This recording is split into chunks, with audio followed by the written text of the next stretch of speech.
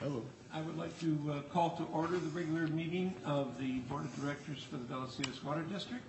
And I'm wondering if President and Director Evans would give us the pledge.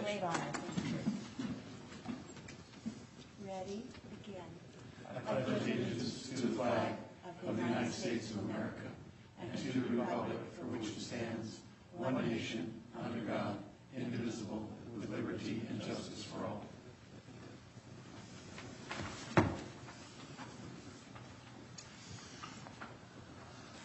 Roll call, Diane. Here. Here. Present. Here. Here. And entertain a motion to approve the agenda. So moved. Second. All in favor? Aye. Very good. Introductions. I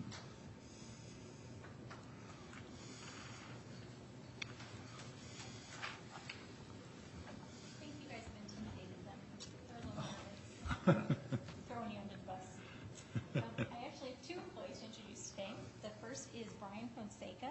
He joined the district on August 20th in the position of wastewater collection systems worker. The position was vacant when another employee transferred departments. Brian worked for Rainbow Municipal Water District for many years. In his free time, he enjoys spending time with family and playing softball. Brian. Quick question. Yes. Brian, do you play in a league? Yes. Is it in San Marcos? Vista. Close. Yes. Hey Brian, I see your hat there. I'm a Charger fan too. So what are they going to finish this year? First? Okay. There you go. Optimist. Our second employee is Matt Thompson. He became a district employee August 27th in the position of wastewater collection system worker. That position was vacant due to a recent resignation. He joins us from the city of Poway, where he's been for just over 13 and a half years. Matt and his wife Amy have 2 children, and in his free time he enjoys playing and recording music. Very good. Questions? Yes, sir. Question? We had a resignation. We did. Someone left Pure Platinum? He felt he had a better offer. Oh, I can't believe it. I think he made a huge mistake, to be Yeah, quite well. honest, but Live and learn. And are you a semi-professional artist? Yeah. Yeah? Yeah. What do you play? Guitar and sing and djembe and mandolin. Wow. Do you have gigs around the county? Not anymore. No? Still, I have kids now, so. Oh. So how long ago was this that you were doing gigs? Before kids. Yeah, pretty much. How old's your oldest child? 6. Oh, okay. Oh, yeah, you probably forgot all So you're in mothballs. Yeah. I have a studio at my house that I don't ever get to go in. The kids do? The kids do. Yeah. Thank you. Welcome aboard. Thank you. Welcome, guys. Welcome. thank you very much.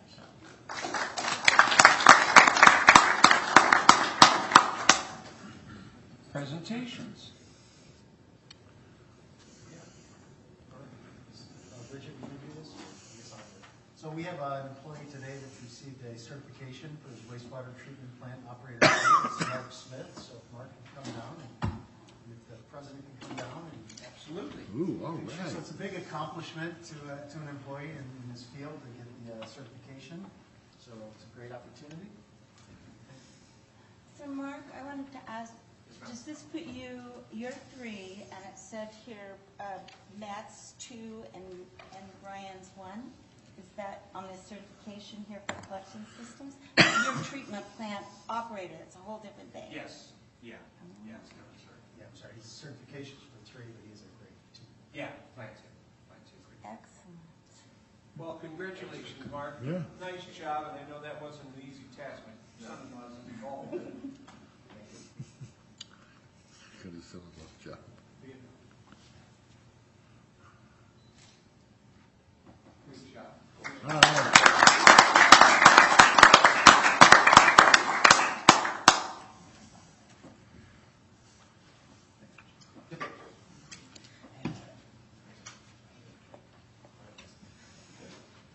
Item next is our good friends from the San Marcos Chamber of Commerce. And as you're walking up, just to let you know, I was once the president of the chamber. Thank you. Yes. You know all the ins and outs. Yeah, well, And the dinosaurs were that big. I'm going to take an opportunity to hide behind the podium, so anytime I get a chance to do that. My name is Rick Rangaitis. I'm the CEO going into my second year at the San Marcos Chamber of Commerce. The Vallecitos Water District has been a member of the chamber for a number of years until recently, and so I appreciate the opportunity to be on the agenda today and just give you an update of what's been going on in the chamber, what our vision is, and certainly answer any questions that you may have. Currently, we've got about 335 members in the chamber, which is the most we've had since early part of 2015. So we are growing along with the city. We have put together new programs. We continue to try to create more value and resources for our partners. We recently started an education committee that the chamber used to have but got away from. This is also the first thing we're doing is part of our business seminar series, putting together two presentations on workforce development. And what we've done is we've been able to partner with San Diego Workforce Partnership, Palomar College, Cal State, San Marcos, and San Marcos Unified. And I give you that an example of how important it is for us to partner with all of the organizations in San Marcos and be able to use those partnerships to really help our chamber members. We have, in the past, Vallecitos Water District has been involved in our meet your elected officials. I know several of you were there this year and over the years have come to that event, and State of the City as well. One of the things that we're able to do as a partner, the Water District has been able to graciously bring some succulents that put on the I think the round top tables that we had at the Meet Your Electeds, and also at State of the City to have some area by the entrance and registration area, and also collateral. So an opportunity to have our chamber members and residents in San Marcos get some information that's happening with Vallecitos Water District. The last thing I want to mention too is we've been much more aggressive with our newsletter. We had our Government Affairs Committee meeting earlier today, and I always encourage everybody to send me information. It's an opportunity. We've got about 4,500 people signed up on our newsletter mailing list. So it shows that not just chamber members, but San Marcos residents, and it's an opportunity for you to get information out to our members and residents of San Marcos as well. So I could go on and on, but I won't. But happy to answer any questions that you may have. questions, anyone? Yes. Yeah, maybe I should kick us off here, but Rick and I were talking, I don't know, it's probably been over a month now because we missed a meeting there. Just kind of about the good old days back when we were a little bit of a closer partnership with the chamber, and I was giving Rick a little bit of the background and history as to, for primarily why that changed, because we went to the recession and the drought, and we had to tighten our belts and look at our budget and cut some costs. And unfortunately, the chamber was one of the victims of those cost-cutting measures. And now that we're out of those bad times, I wanted, and I know there's been a tremendous amount of new effort and kind of new energy that's been taking place at the chamber over the last year or so. I thought we'd go ahead and get an update for one, and then maybe I don't think it's on the agenda today, but maybe in the future reconsider our partnership with them. I know my opinion on that, and where I think our water district should be a leader in the community and should partner with organizations like the chamber and the economic development councils and the Boys and Girls Club for that matter, differs from some of you, and I certainly understand that, and we've had this debate before. But I think that I still feel pretty strongly about our business community. I think that if you look at the business partners, not only in San Marcos but throughout North County, many of them are very dependent on a reliable and sustainable source of water, and so it's kind of a natural partnership there with the water district. So I don't really have a question for Rick, but I just wanted to let you kind of know where this all kind of came about. I do have a question. what are the levels, that asked Director Martin, that potentially, we have 100 employees, so a level per employee, they don't personally make any sense to me, but are there levels with which we could become a member that might be a little more economically viable for us? Right now, our membership dues are based on employees, but I agree. It's something we're looking into changing.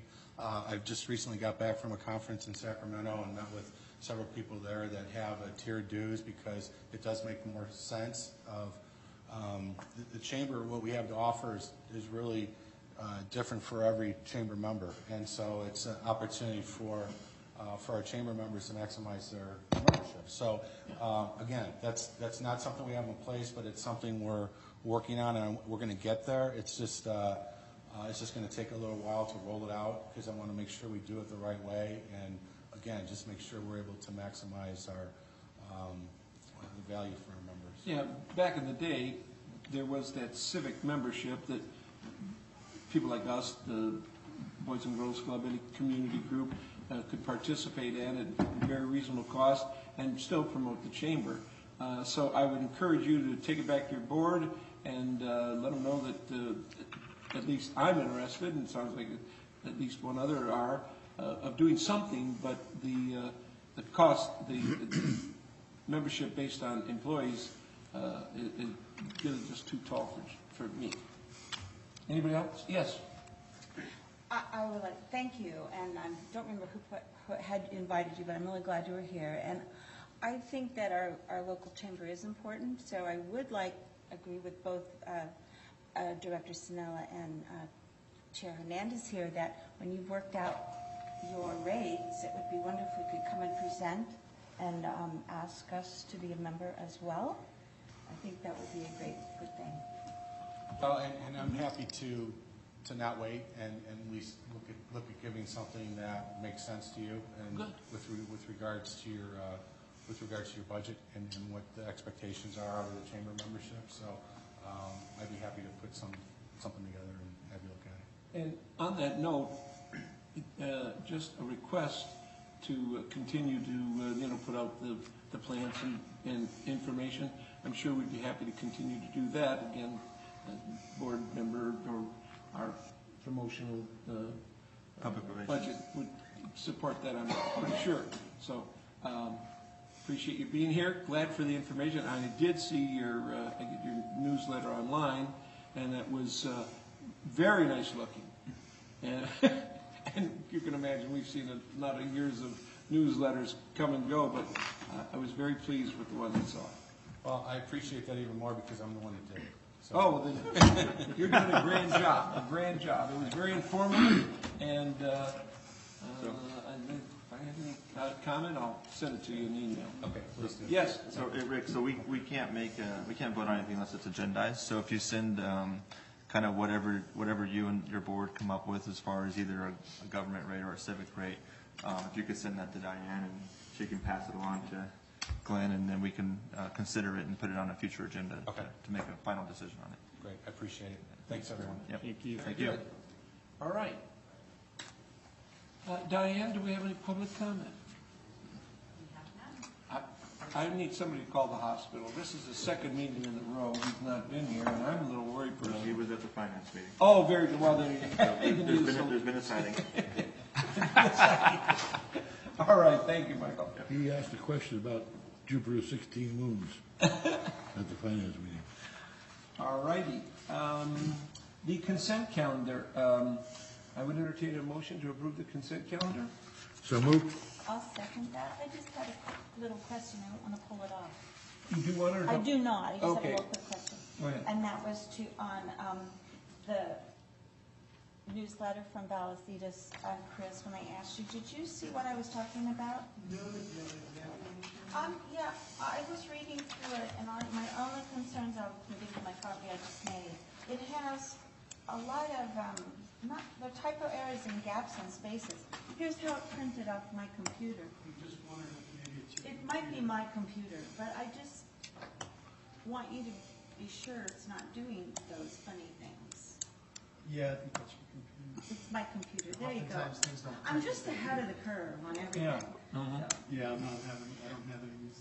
Okay, perfect. That was my only concern, and I wanted to also compliment, that was a very nice, succinct discussion on the water agencies against the agency, not the residents. I like that. And we hadn't heard anything about the fog in a long time, so I thought that was a good report. I have a question. Thank Yes. you for letting me, I was concerned we had a mistake in it. Yes. Quick question along the same lines. I know that you can't put our pictures on that anymore, but our names used to be on there. They're not there anymore either, right? They can't be on that I either? don't believe they can be on there either. I know the pictures can't be. Unless I believe the 60 days was the election. 60 days from the election. Yes, okay, we're still outside. What is it, September, October, so it's really close. It's close. Close enough not to do it. Yeah, no, that's cool. Not a shadow, can you do the shadow image? Caricatures? We can do renderings. Well, if you look in Put a this number picture under right it? here, Oh, yeah. it's hidden in the hills. Okay, very good. All right, we have a motion and a second. All in favor? Aye. Opposed? Thank you all very much.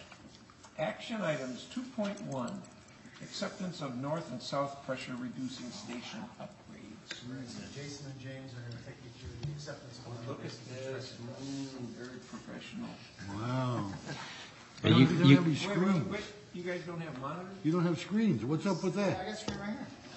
Which We are, could have done that. Diane's got 7 of them. You can use one of hers on it. what you're missing is the tape that's holding the microphone up over here. You can't What'd you see say? that. I couldn't hear you. You can't see the tape that's holding up the Oh, microphone. I see. All right, good evening, President Hernandez and board members.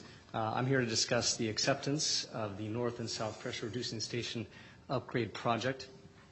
As you may recall, these stations were some of the oldest stations in the district, and they were located at the northernmost part of our service sector.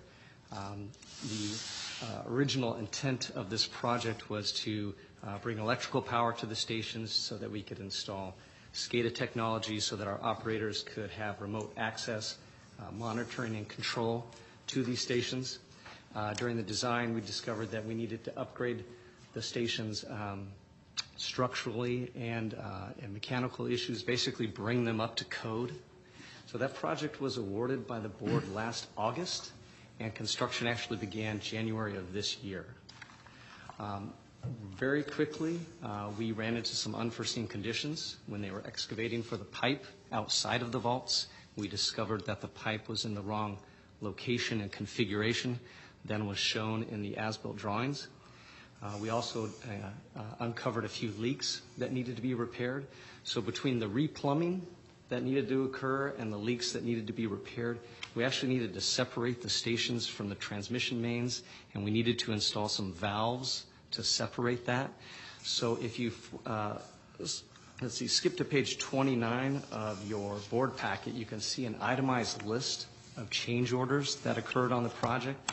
So items 1, 2, and 5, those are the replumbing, repairs, and installing the valves that I was talking about. That totaled about $21,000 in extras that we paid to the contractor to do that work. You'll also see on that list items 3 and 4. Those are deductive change orders where we reduced the scope to the contractor.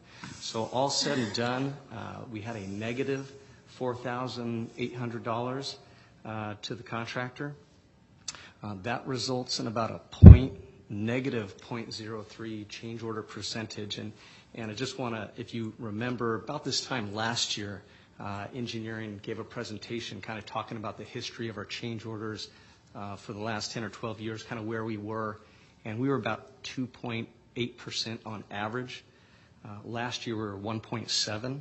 This year, of course, we're only less than 3 months into the year, but we're about 0.18%.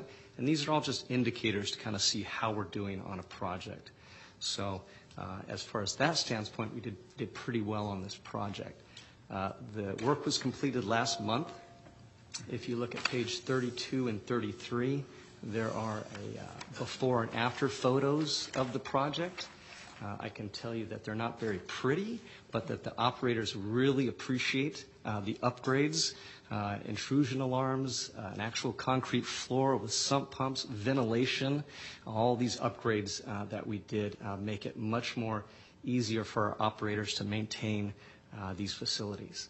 That being said, despite these good things, we were over on the project budget by $66,000, and that was mainly due to staff and overhead. So if you look at the fiscal impact and you go down the list, you see staff and overhead at $237,000, and that's a daunting number. I wanted to just explain what that is and clarify that. So that $237,000, that's over the life of the job. So we began design in December 2013. So for the last 5 years, that's what we've spent in staff and overhead. Of that $237,000, $74,000 is actual salary.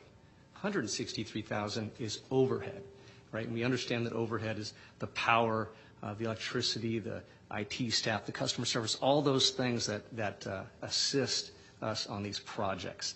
Right now, our overhead rate is 2.19%. Last year, it was 2.21%. So of that $237,000, 146 staff and overhead was paid for during the construction of the project. It was a 6-month project. And hopefully I don't dazzle you with these numbers, but...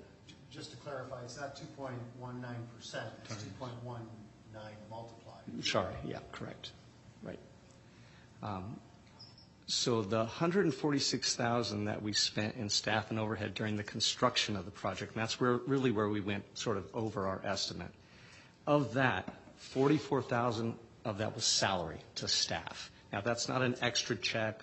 That's not extra money paid to staff. That's their salary allocated to do the work on this project. So we get a true value for what this asset is. Okay.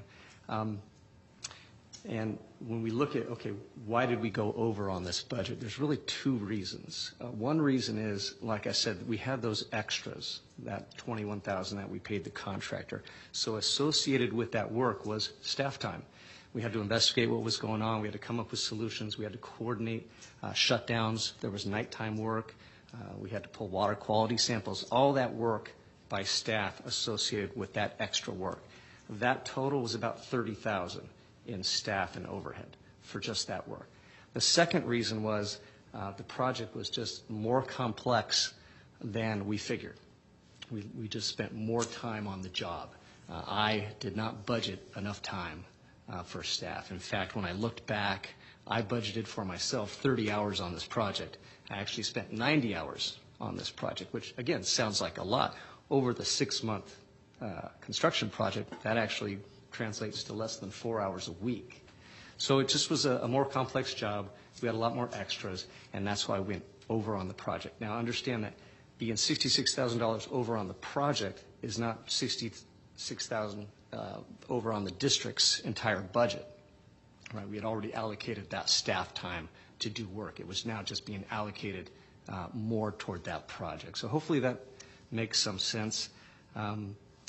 Like I said, the project was recently completed, and with that, we would recommend to the board to increase the budget by $66,557 and accept the project, authorizing filing a notice of completion and releasing the retention funds to the contractor following a 60-day notice period, and provided no claims are filed, and I can answer any questions you have.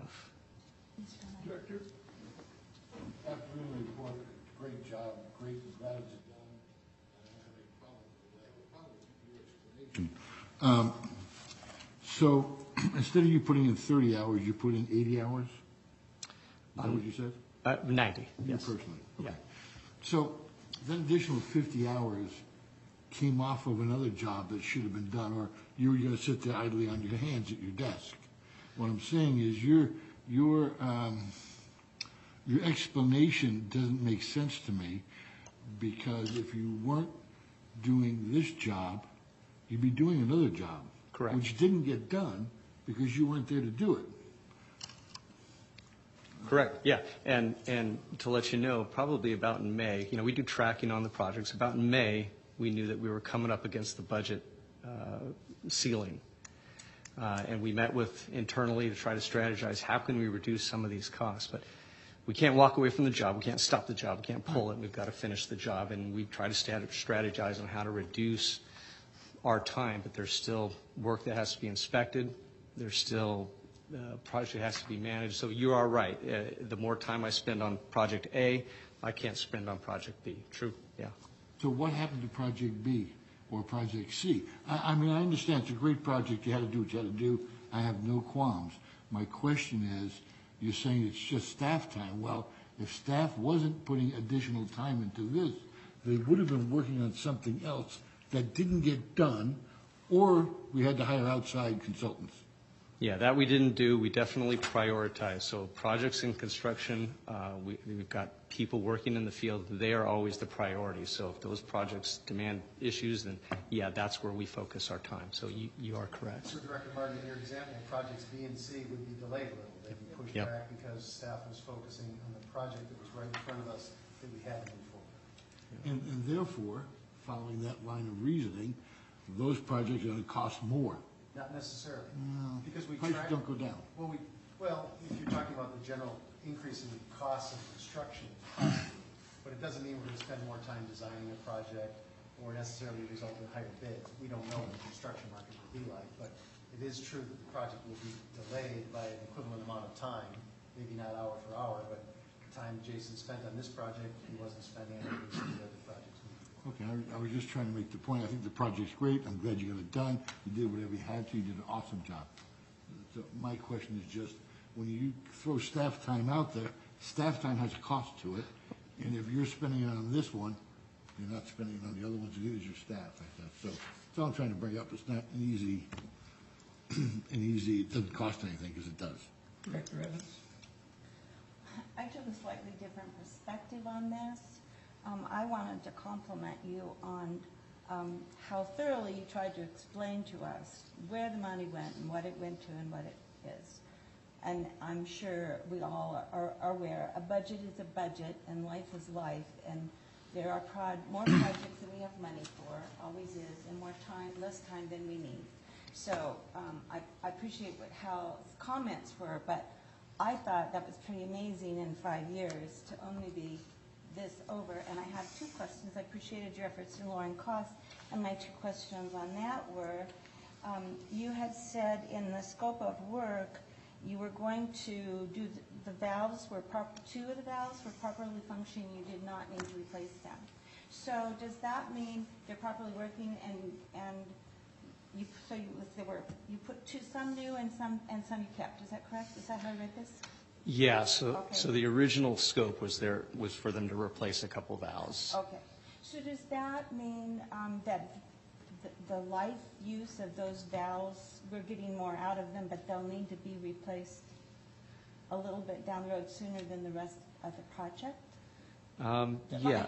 Trying to ask what I'm trying to ask. Sure. What I'm trying to ask you? We didn't add any more service life, but they had enough service life in them that we just felt it was not worth it to take those out and replace them. It just didn't make sense. They were working. They still had a lot of life left in them. So the life expectancy, Yeah. didn't see it still in it. Yeah. And the other question was on, you did not do the two antennae, Yes. so you used the wireless modules. Was this a new type of technology that's come on board, or something we haven't looked at before to make this change? I think it's wonderful that we did it, but I was just curious in the process since we started planning to now. Yeah, how that came about. we generally always use antennas. That's just the way our system is set up, and Ed can probably explain a little bit more. But in this case, we just couldn't get a signal properly, and we decided to go with the wireless option. Yeah, our radio network, the radios are typically line of sight, so they kind of need to see each other. They can bend a little bit, and unfortunately, these projects were they're on the other side of the hill in Vista. We don't have any radios close enough. We did a radio survey, may or may not work, and there is new technology with cellular that wasn't there before that we could transmit SCADA. So not only did we save a lot of money by going with this alternate technology, but neighbors are a lot happier because we didn't erect this giant tower in their front yard. Yeah. Well, Extremely- yes, they are. extremely I know happy. exactly where this is because we nearly bought that property straight across the street from it. Just I was looking at, oh my gosh, I know where that house is. So this wireless is now available, and we could maybe use it in other areas as well moving forward? Or since we only have a small section left to connect with, Yes, it is. It is available to use in other areas, and we'll evaluate that as we go through. We're currently working on updating our SCADA technology in the field as well as the communication technology, so we can get it up to this century. And Yes. we'll also be installing some camera systems and stuff like that for security purposes. But this technology, our IT department actually talked to us about it. We were not aware of it in operations, and when they brought it to our attention that this may be something that would work for us, we just had to adapt it into our current network. that's exciting. And so yeah, it was very nice. IT was very helpful with us and worked with us to get the technology in there. well, thank you for working as a team. Anyway, Another question, Jim. I'm impressed, so I think it was great. Ed, out of curiosity, so these have to have their own electric meter? Yes. And when we were doing the research, because all that's in there is a SCADA unit, right? Well, there was nothing in there before other than the valves, But now there's SCADA. and it does require power, yes. But it's very minimal power. I'm curious because I see a lot of places that use solar power for minimal use areas.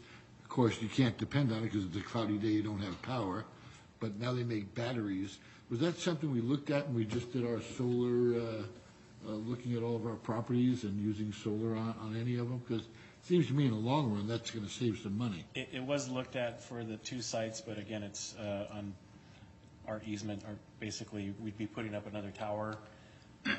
There's a house right there, especially by North Pressure Station. And also with North, we're not going to just monitor, but we're going to control those valves as a flow control facility, so it requires more power than just the SCADA to operate. So it was looked at for doing solar, and was determined really for the aesthetic reasons to go ahead with the regular line power, trying to be good neighbors. We've been pretty much non-intrusive in that area with just a vault and a few pipes sticking up out of the ground. We tried to keep it the same. Do we happen to know, for instance, on some other facilities that we have, what putting a meter in costs as far as a monthly charge?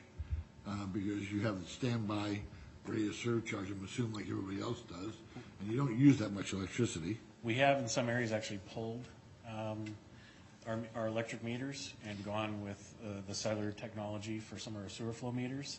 So we're saving money. We're no longer paying SDG&E for something that wasn't using a lot of power. We also have other sites. There's Coogan Tank, which is way out in the boonies. We lost the power line going there years ago, and it was going to be $50,000 to replace it. That tank site runs on solar. And there's a pressure station north of there that when we upgraded it so we could get SCADA there, we're actually using a turbine because there's constantly water flowing through there. So we're actually spinning a turbine generating electricity to charge some batteries too. So because it would have cost a lot to get power there. Again, your efficient methods are way beyond my question. Thank you. Thank you very much for being all over it. Just one The more whole thing to staff. add. Yes. The rate of serve on the electric meters, especially for government agencies, I don't know if it's this way for everybody, it's relatively inexpensive. During one of our larger pressure releasing stations that was built through development, it was less than, and this is a while ago, so I'm sure it's higher now, but it's less than $10 a month. So when you look at that cost, it would look very low. It's not much of a penalty. Thank you. Thank you very much. Yeah, I have, because I went over this pretty detailed with the manager, and I finally understood that really the 1.18 times the staff is really just a calculation. You know, you expend that calculation and push it somewhere else, but we need to pay for the lights. And but I would like to have you take a look at, is there a way we can push it somewhere else? Because as you can see, I mean, the cost of the staff and overhead is, without doing a real calculation, at least 2/3 of the contract. And could there have been, and I appreciate in hindsight, because 5 years ago, who knew? But is, and I know we do this quite often in Encina, where we in fact employ a construction manager to do all that and free up staff to continue with projects B and C. In the future, could you look at potentially that opportunity?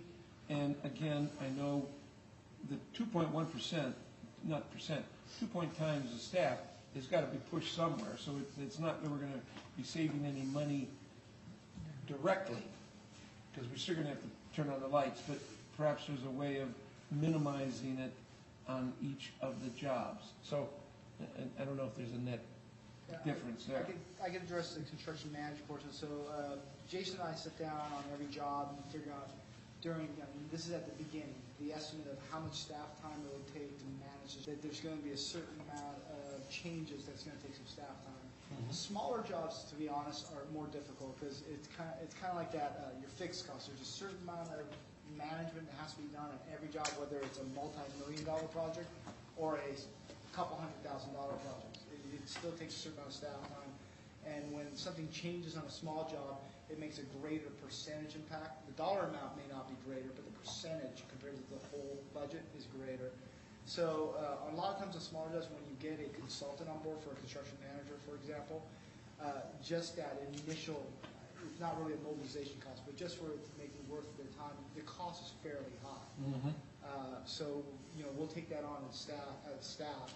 The larger jobs, which we know will have, with the larger budget, we can accommodate a construction manager. Because at the end of the day, that consultant with their inspector and the resident engineer managing that job and their 3-point to 4-point multiplier, because you're earning their for-profit, is usually higher than staff time. So that $237,000 may be reduced to $100,000 for us, but then you're going to have another bill that's $180,000 or $200,000. That's a consultant. That's a physical check we're writing.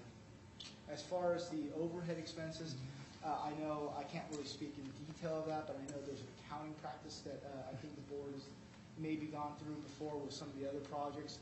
And really, as far as allocating the proper amount to the asset, having the asset value reflect correctly is actually better for the district to know that this is what the asset replacement cost would be in today's dollars. Yeah, I think this project is properly tracked. This is the way we want to do it. It's unfortunate. I know it killed staff members to have to go over the budget, but I think it's proper. If you go back to page 29, item 3, that's a good example. That's where it says delete antenna and programming. That's money we took away from the contractor. We didn't pay them to do something, but we had staff do it. We have somebody on staff that now does that. So there was hours, some of those hours and the cost and the staff time overrun is because staff was doing that work. So those are the decisions we make, and it kept us from having hard dollars go out the door to a contractor, and now it's more of an internal accounting mechanism just to track the costs that have already been budgeted. Yes. And to add to that, wouldn't some of that also be trusted control of the project? You're doing it internally, you can trust the control. We're a third party. Yeah, we still have to look over that third party. So Right. you don't just erase the hours. And that's staff time looking over their shoulder of the people that you're paying money to. Yeah, and for some of those extras, we ended up supplying some of the material. We hired the welders. So we were trying to reduce the contractor, paying for that, marking it up, charging us. So we were looking at ways to try to reduce those costs. We're always looking at how do we reduce the costs. And just to echo what, as we were talking about this, I was thinking along the same lines as Glenn, using them, Jason and James as perfect examples. I mean, they're exempt employees. They're going to get their 2,080 hours of salary every single year. We're already paying for that. Doesn't matter what project they're working on. So if we brought somebody additional onto a project to manage it, we wouldn't be getting the value of them. And the money is the salaries that we're already paying them. One way or the other, this is really just an accounting. We're capturing the cost for the project, but that overall cost for the district is going to occur either way. Yeah. And I don't want to belittle the accounting. It's an important aspect, but it's not more money we're asking to come into our overall. No, and then your point about the overall change order percentage that we had seen in years past is excellent. I mean, in my game, if you're under 3%, you're golden. If you're over 5%, you're going to pay some bucks out of your insurance. Noted. Further questions? Yes, sir. Move to approve 2.1. Second? All in favor? Aye. Opposed? Thank you very much. Thank you, great job. All right. Item 2.2 is the Conflict of Interest Code. Okay, so I'll take this item. So this is just a minor update to our conflict of interest code, which is required by the California Government Code. There's 4 main changes. 3 of them are driven by state regulations. We just had to make some corrections to reflect the latest changes in the code. And the 4th item is more of an internal change, and this is where we identify the positions that are required to fill out a conflict of interest statement, the Form 700 at the end of the year. So in general, the code requires that employees who are involved in significant financial decisions for the district that have the potential to create an economic interest to them personally, they're required to fill out one of these Form 700s. And based on this definition, we're recommending that 3 additional positions be added to our current conflict of interest code. And those 3 positions are the operations and maintenance manager, so Mr. Pedrazzi, the capital facilities senior engineer, Jason, and the development services senior engineer, which is Rob Scholl. So all 3 of those we felt are involved in decision making that could, obviously it has big financial impacts to the district, and they have some potential that we want to make sure that's above board when they disclose. So staff's recommendation is that the board accept the changes that are recommended to amend the conflict of interest code. Move to adopt. Second. All in favor? Aye. Aye. Opposed? Thank you very much. Item 2.3, Financial Institution Registry. All right, this is a similar item, and Wes is going to handle this one. Sure. My first time sitting here. President Hernandez, members of the board. I know, I feel short over here, actually. This item is usually brought to the board on an annual basis. With the addition of the new accounting supervisor, we had some changes in the financial institution and registry authorizations. There are only 2 changes. One is the addition of 1 authorized signer to the general checking account in Union Bank, and the addition of the accounting supervisor to the transfers between LAIF and the operating account. This is just a change as a result of that, and with that, staff, there are 2 resolutions to be approved, and staff would recommend adopting the LAIF resolution and the Union Bank general checking account resolution. Very Is there a good. roll call? I'm sorry? It's a roll call. Yes, it is. I caught that. I'll move to approve as presented by Second. staff. All in favor of going to a roll call vote? Oh, yes. Good job. First resolution will be 1502, Director Elazar, Yes. Director Evans, Yes. Director Martin, Yes. Director Canella, Yes. Director Hernandez. Yes. Resolution 2 will be number 1543, Director Elazar, Yes. Director Evans, Yes. Director Martin, Yes. Director Canella, Yes. Director Hernandez. Yes. Before you leave, would you mind speaking closer to the microphone? Sure thing. Yes, okay. And would you then mind moving over 1 chair and just talking to us as well? I'm going to use this at the other end of the board meeting, but I want to make sure I know what I'm talking about. Would you move to the other seat and just speak to us?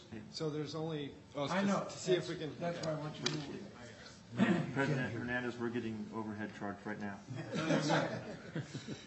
So you want me to try to? No, just talk to us, how you been today. It was a nice presentation. You did a nice job. Appreciate that. Thank you. How are you? I've been very nice. Thank you very much. That's all I needed. Thank you very much. But you can't hear as well. Believe me, Yeah, it was you'll hear difficult. about it later. Thank you very much. There'll be another microphone here, though. Well, It's finished, right? okay, good. We have work to do on this also. You surely do. We realize. Thank you.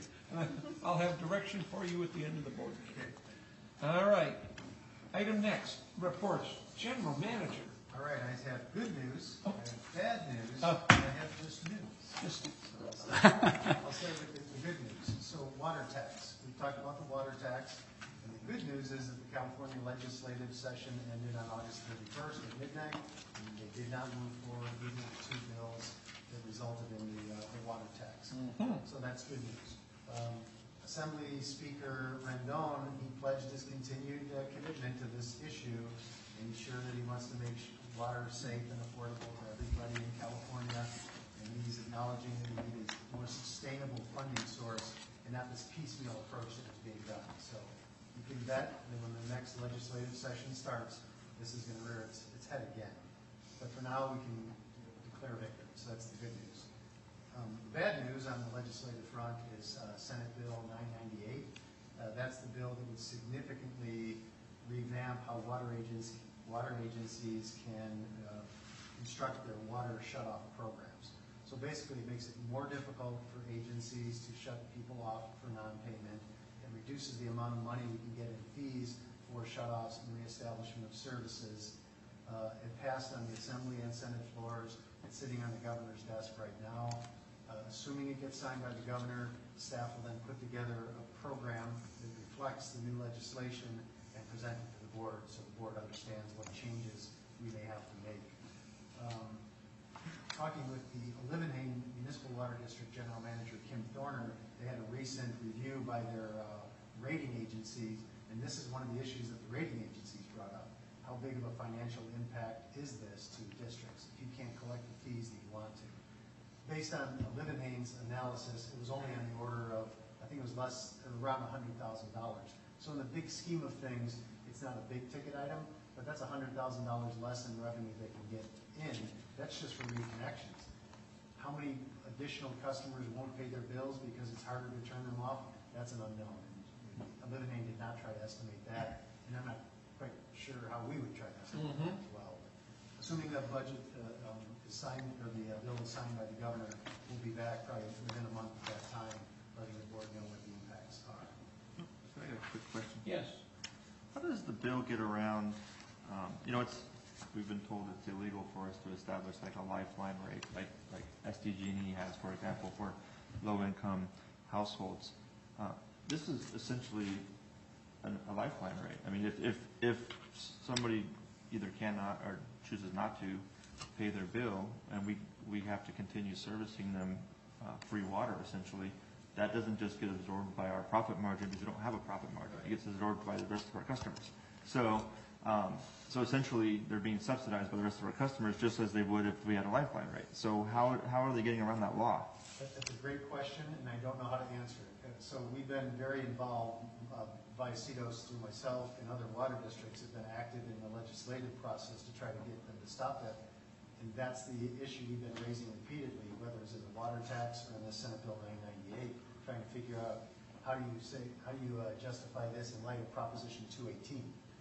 They felt they never really answered it effectively. The only change they made was in the water tax, where they changed it from a mandatory to a required voluntary contribution. Yeah. They felt that satisfied the requirements of Proposition 218 because it wasn't mandatory. The probable distinction is that the 218 is affected by the rates you adopt, so the lifeline rate, is a different rate.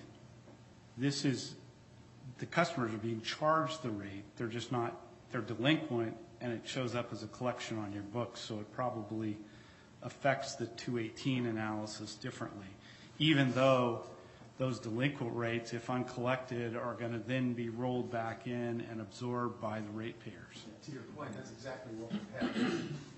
It's interesting, I just came back from a trip in Detroit, and this is one of the major reasons that their water district is in such dire straits, because people go, well, they're not going to turn my water off. Why pay the dang bill? And, there are people that have problems, can't get their bill paid, so, but if it appears to be easy just not to pay your bill, that's my concern, that this is going to grow bigger than the real need of those poor individuals. All right, so the last item I had was just kind of an update, and it had to do with the facilities master plan, just to let the board know where we're at. So we're in the final stages of getting the document ready to go out on the street. We think sometime in October we'll be coming forward to the board, and that'll start the official 45-day process we have to go through for people to comment on the environmental impact report that accompanies the facilities master plan. So upon the closure of that 45-day period, which will probably be sometime in December, then we would respond to any comments, make whatever changes to the document is required, and then bring it before the board for certification. So that'll probably be the beginning of next year. We'll be asked to certify the environmental impact report for the master plan. And shortly after that, then we'll be coming forward with the associated fees. So soon now that you have an approved document, you can start calculating what fees you need to charge to pay for those facilities through the development fees. Very good. Any other questions? Yes. Would that be held as a workshop? Which one? Are you talking about the one that kicks off the start of the EIR process? Probably not. It would probably be just an agendized item at a regular board meeting, unless the board wanted to handle it in some different fashion. Do we have a workshop coming up on, you took information from us a few meetings ago on, Strategic planning? thank you, strategic Yeah, planning. So I'm working with staff right now. We already had one meeting. We're having another meeting next week, I think it is, for next step, and then we'll be setting up another probably closed session, or maybe it could be a workshop type of session to update the board on the progress of the strategic plan. We don't have a date set for it yet. Very good. Item next, legal counsel. Glenn talked about 998. I was going to mention that, but he's covered most of it. So the effective date is, if it gets signed, would be February 1st of 2020, where you're going to have to comply. Essentially, the district would have to adopt written policies regarding discontinuance of water service. It's probably going to affect the process for dealing with those delinquent accounts and some other things that obviously staff and Glenn will address in the future. I just wanted to foreshadow the San Marcos litigation, San Marcos Lake litigation that you're aware of. There have been discussions. I think we're anticipating a closed session for September 19th, where Athena Troy, who is the outside counsel, will come in, update the board on the litigation and their settlement negotiations to that point. So just wanted to foreshadow that for the September meeting, I think is what she was talking about. That's our target date, correct? Right. I'm sorry, Athena Troy? Athena Troy. That's a new name. So she's the outside counsel that was retained.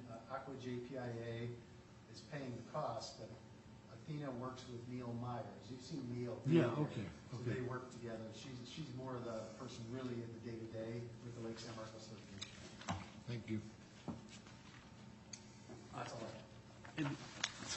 Sure, and then the President Hernandez has asked a question about potentially using alternative methods, specifically leaseback. And I guess the short version of the story is it is possible for the district to use alternative methods of delivery beyond what is design, bid, build, which is your typical approach, provided we adopt a policy, or you adopt a policy to allow you to use those alternative methods. So if you want to pursue alternative methods such as design, build, CM are at risk, or leaseback, then we would need to move forward, amend your purchasing policy to allow you to use those alternative delivery type methods. Very good. Would that come to the policy committee? Yeah, that's something we could Oh, probably. yeah. Okay. And I brought this up because our good friend, Lasardi Construction, has made his livelihood on leaseback with the school district. And he's minimized costs, he's delivered to the district itself an exceptional product, and I have seen this in the past, and back in the day, I tried it with fire districts. Either they were lying to me, or they said, no, we can't do it. But I brought it to attention of Jim, because again, it's another method by which, on projects of some magnitude, not, you know, this valve or even the locker room, but it's something that we may have, another tool in our toolbox, if you will. So, yes, I think we should take a look at that as a policy. Quick. Yes. I agree with you wholeheartedly, and it's well worth looking at, but Lusardi has made a fortune by doing it. And they have, because my understanding is the project cost, for instance, to the school district. The school district no longer needs engineers that do that kind of work, and because Lusardi does it all, but they put their price in there.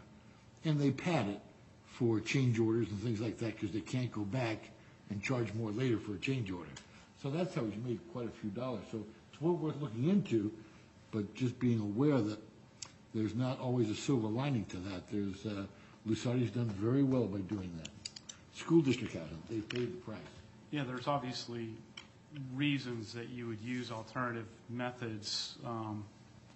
Price is one element, obviously, but the lease back has been specifically used by the school districts as a way to avoid competitive bidding requirements and self-select the contractor. So what it allows you to do is pick the contractor you want to work with, who then you develop a contract for the price of the facility, and you essentially lease them the property at a nominal price. They build the facility, and then you have accelerated lease payments that allows you to buy the facility out before the termination of the lease. Sure. And so, Yes. And that's exactly, Jim kind of beat me to the punch, but, the feedback that I've heard throughout the community is that one of the drawbacks of this with the school district, using them as an example, since that's what everybody's talking about, is that lack of competitive bidding has probably cost them in the long run, and maybe part of the reason why they're kind of in the financial straits that they're in right now. And I also think if you look at the private sector, which I try to implement as much private sector into the public world as I can, most companies have a competitive bidding policy that requires them to do it, and it's because they're trying to get the best value out of whatever it is they're trying to accomplish. Having said that, I think it's worth we can look into it. Sure. I don't have a problem exploring it, but I'm going to be kind of reluctant to go, what you call lease back. Yeah. Okay. Well, again, we'll explore that and bring you the details that may be beneficial. Yeah, and lease back and competitive bidding aren't mutually exclusive. No, right. no. And design, build, and other tool, they're all, again, possibilities that we should certainly have in our toolbox. The one requirement that competitive bidding, I mean, on our experiences, and maybe yours, Charlie, you guys haven't had this experience as much, but some or other districts, you're forced to take the low bidder. Right. And there's a great picture I've always seen that is a little dinghy being towed behind the yacht, and the dinghy's just sitting there, and the yacht's name is change order. And so that kind of illustrates a lot of what the low bid problem that is created sometimes, depending on your pool of contractors. Sure. So, And our current policy doesn't require us to take the low bidder. But we did update, Jim, since you're new, we did update our policy, our purchasing policy recently, in recent 2-3 years, that requires the district now to competitively bid any ongoing recurring contract over $100,000 annually, at least every 5 years. right, and you've got a $500,000 capital line, right, on capital projects. That's for selected contracts. Right. Very good. Anything else? All right. San Diego County Water Authority. Well, it seemed like it was a long meeting, mostly in closed session, but there was one comment on the water tax. Glenn has presented the situation, but our lobbyist sent out an email saying that although it's going to come up again and that Speaker O'Redden is definitely interested, he's sort of targeted a few people that he's hoping will lead it. And one of them is this Eduardo Garcia, and he is this assemblyman on the Water Parks and Wildlife Committee, and they specifically came up to the Water Authority and began asking questions and told them they want him to be involved in the next, to help with the work committee on deciding how to work the water tax out. So I thought that was a positive thing in an uncomfortable situation, because they weren't particularly liked for a long time. It was nice to be invited. I also thought it was interesting, they do a water resource report every month and tell us what's happening, what's going. It's usually only about rainfall, but now they have added the the monthly temperature, because they realize our temperature is having a much bigger effect on where weather's going, and the rainfall isn't the whole answer. So they made a big official deal about saying it, and just so you'll know that our temperatures have been at 5.8 degrees above normal average since for this year, which is a lot. Yeah. And then the other interesting thing is the Water Authority is also going through a funding strategy for their pension plan and looking at the same things that we are looking at, but we're in a much better position. So that was just interesting that we're kind of tagging each other. We just did our conflict of code ethics too, code of ethics. And that's it. Very good. Encino Wastewater Authority, the Capital Committee has not yet met this month. No report. Policy and Finance Committee, the September meeting is canceled, so our next meeting is October 9th. Very good. Standing committees, Engineering Committee has one later this week, and I think it's this, Go ahead. I think it's this week. Tomorrow. Yeah. The policy committee met, and minutes are in there, and we had 3 main topics, as you'll see in the minutes, and we basically just recommended staff continue with their research. Very good. Directors' reports and meetings. We have finance standing. Oh, excuse me, sorry, finance. That's okay. We met August 27th, and we're given a brilliant report by Finance Manager Owen, as well as our Account Supervisor Glenn, who was a very good public speaker and did an excellent job. So really good catch there so far. He looks like a great guy. We covered rating agency criteria, give us more of an update on what the criteria is. It's just not one thing. It's revenue defensibility, operating risk, financial profile, and asymmetric risk factors. Our credit rating, where it stands today, is AA+. And we also looked under, we talked about the EWA restitution funds that we've received. We received $637,000. That's old news. We talked about different ways of that being spent, which would come to the full board, obviously. One of the ways is to address the PERS unfunded liability, which is about $17.4 million. Another one, address the PERS unfunded liability as a member agency of EWA, which is about $3 million. We are in a plus situation right now as far as our current budget. We have money. Keep the funds in the district reserves, which doesn't make sense because we'll be spending 7% on what we owe EWA, what we owe the PERS. Create a rate stabilization fund to decrease possible future rate increases. Then we had general discussion on various options. I asked Glenn about installing, with some of that money, installing some of the smart sewer covers in key locations, the quiet locations, the industrial locations in town where nobody's around at midnight, and nothing good ever happens past midnight. And he did explain that so far we have some out there now, high flow situations, but they're there to tell you if it's a high flow, and they ring a bell for us. So we talked about it. Will come back to the full board at some point in time. Consensus of the committee was to leave the funds in reserve for now and revisit it during the next budget process with the entire board. And that's it. Very good, thank you. Now on to director's reports. And I have nothing to report. Yeah, I don't think I have anything to report on. Not me? Betty? No, I don't. Very good. We all stayed home. That's the end of the reports. Other business, quarterly board expense. Questions? It's in the package if any board members have any questions. Very good. And meetings, future meetings. Aqua Region 10 program is on October 18th in Mission Viejo. Yeah. I hope you all consider going. Yep. Should be really good. They had a little difficulty on the main subject on legislative policy because of the elections. They haven't been able to get people to commit on whether they need to promote someone or promote themselves, but I'm sure it will be good. So. Very good. Other business? Comment? Yes?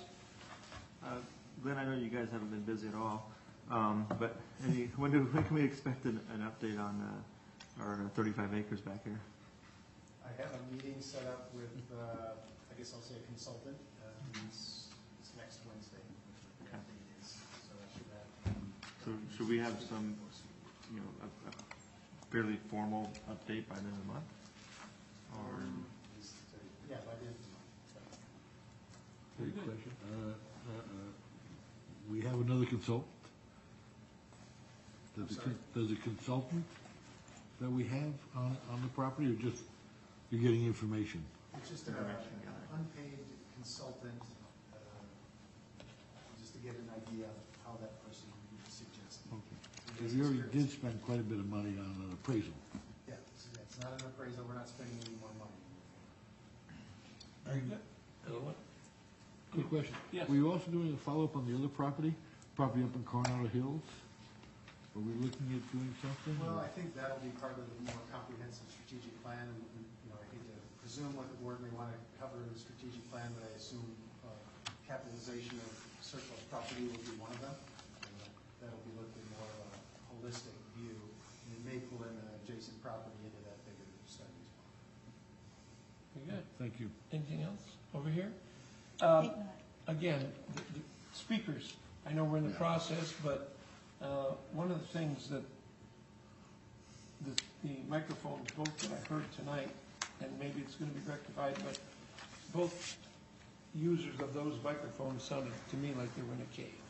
James, when he was over here, and when we had speakers over here the other day without a microphone, it seemed to be perfect. So I would check that, and also the microphone cone, microphones have a cone, so you don't have to be right on top of it, was a little narrow, and maybe Does it's seem just the narrow, microphone. doesn't seem very, very specific.